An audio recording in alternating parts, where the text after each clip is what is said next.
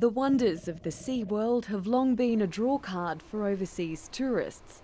But now there's a new type of visitor. A lot of us here are teachers. We teach science, we love science, but to actually be able to come here and experience it firsthand in a tank and out on the reef is amazing. The color is amazing. I've never seen anything like it.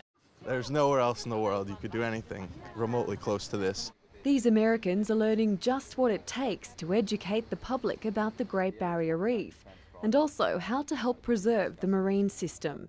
It's a group of mostly about 50% teachers and others are environmental professionals, so some work in zoos or aquariums or environmental fields. And it's a graduate program, so almost all of these students here are part of a master's degree called the Global Field Program. Very, very impressed with the huge effort toward the conservation and preservation of the reef, of the Great Barrier Reef. It seems like it's beyond Reef HQ. It seems like most of Australia seems to be behind this conservation effort. We don't have anything quite like it back in the States. This is the second group to come to Townsville's Reef HQ Aquarium in the past 2 years. The facility is the National Education Centre for the reef.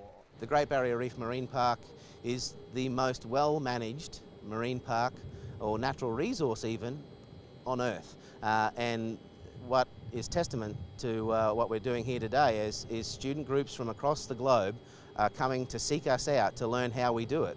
The students are learning about the tools Reef HQ use to communicate with classrooms around the globe.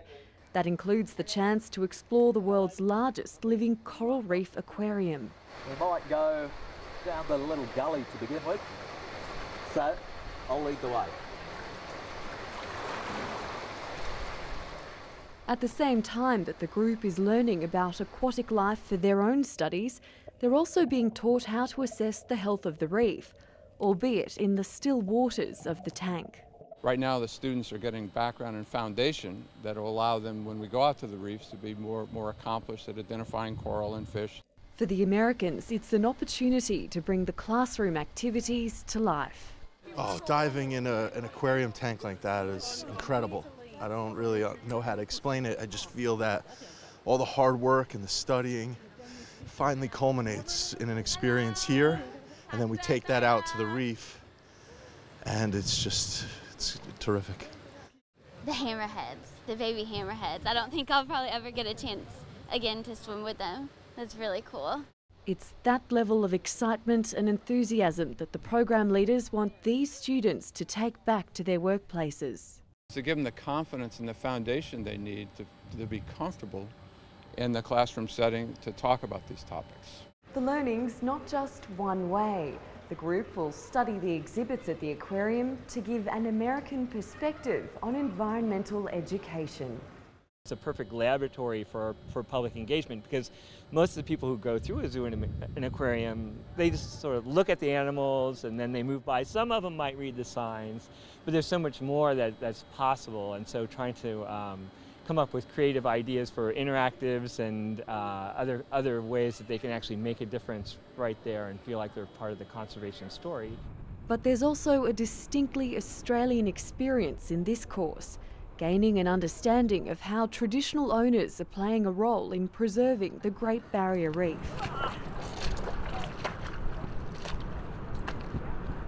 Get them a hands-on experience and up close with our mangroves, and to get their hands dirty and to touch and feel our marine animals that inhabit our mangrove system.